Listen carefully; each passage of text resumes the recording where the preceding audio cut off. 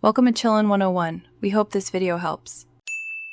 You start by gathering essentials: the account email or phone, a verified device, and any recent passwords you recall.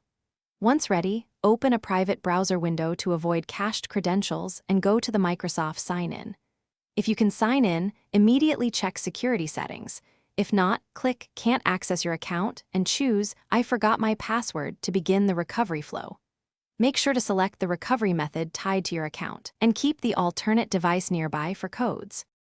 Now continue the detailed recovery steps. Complete the recovery form with accurate answers about recent activity, devices, and passwords. Accuracy increases success.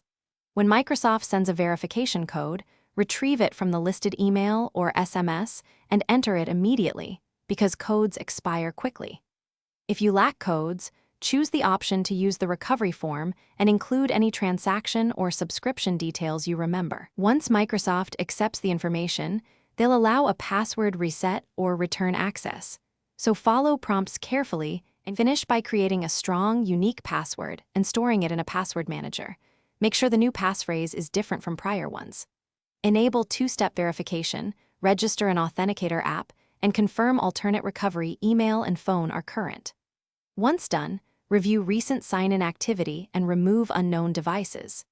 If something goes wrong, use the recovery ID from the failed attempt and try the recovery form again, or contact Microsoft support. Keeping the recovery ID handy speeds.